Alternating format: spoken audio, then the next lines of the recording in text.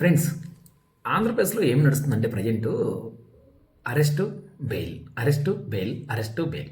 So ఈ పరంపర మాత్రం ఆంధ్రప్రదేశ్లో బ్రహ్మాండంగా నడుస్తుంది. ఎందుకు ఈ మాట అంటున్నానంటే పోసాని కృష్ణమూర్తి దగ్గర నుంచి తెలంగాణ జర్నలిస్ట్ ఇద్దరు కేవీ రెడ్డి దగ్గర నుంచి ఇప్పుడు ఫ్రెష్గా ఎవరైతే యూట్యూబర్ ప్రశ్న రావణ్ దగ్గరికి వరకు అంతా కూడా అరెస్టు, బెయిలు, అరెస్టు, బెయిలు. ఇది ఒక సిచ్యువేషన్ని, ఇది ఒక కాన్సెప్ట్ని అయితే కూడా ప్రభుత్వం తీసుకొచ్చింది. సో ఎందుకు తీసుకొచ్చారో తెలియదు, కానీ నిజం చెప్పాలంటే ఈ అంశంలో నేను ఒక 2-3 థింగ్స్ చెప్పాలనుకుంటున్నాను. ఫస్ట్ థింగ్ ఏంటంటే ఈ వీడియో ప్రశ్న రావని సపోర్ట్ చేయడానికో లేకపోతే ఇంకొకటి కాదు. ఇది నా ఆలోచన ఏంటంటే ఈ అంశం మీద ప్రశ్న రావణ్ ఎవరైతే ఉన్నారో అలియాస్ జోసఫ్ ఏదో అంటున్నారు ఆయన గురించి. సో అతను చేసిన 2 మిస్టేక్స్ చెప్తాను.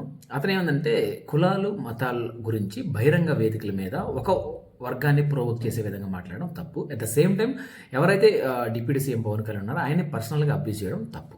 ఈ 2 విషయాల్లో ఖచ్చితంగా అతను మిస్టేక్ అవుతుంది.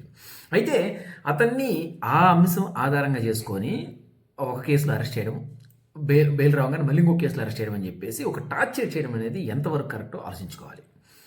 అతను తిట్టింది తప్పు ఉండొచ్చు, అతను మాట్లాడింది తప్పు ఉండొచ్చు, కానీ అతన్ని ఈ విధంగా టార్చర్ చేయడం ఎంతవరకు ఆలోచించాలి అంటే అట్ ద సేమ్ టైం ఇప్పుడు ఎవరైతే అతను అబ్యూస్ చేసి అరెస్ట్ చేయమన్నారు కదా, అదే పార్టీకి సంబంధించిన వ్యక్తులు ఆర్పీ కావచ్చు, లేదంటే సీమరాజా ఉండొచ్చు, లేదా ఇంకా కొంతమంది టీడీపీ అధికార ప్రతినిధులు, జనసేనకు సంబంధించిన కోర్ అధికార ప్రతినిధులు కూడా ఇదే విధంగా వైసీపీకి సంబంధించిన వ్యక్తుల మీద పర్సనల్గా అబ్యూస్ చేసి వల్గర్గా కామెంట్స్ చేసి ఈవెన్ ఎమ్మెల్యేలు కూడా వల్గర్ కామెంట్ చేసినా సరే ప్రభుత్వం నుంచి ఎటువంటి స్పందన లేకుండా ఇలాంటి వ్యక్తుల మీద మాత్రం కేవలం అబ్యూస్ చేశాడని ఒకే ఒక కారణంతో అతను ఈ విధంగా వేధించడం ఎంతవరకు కరెక్టో మీరు ఆలోచించండి.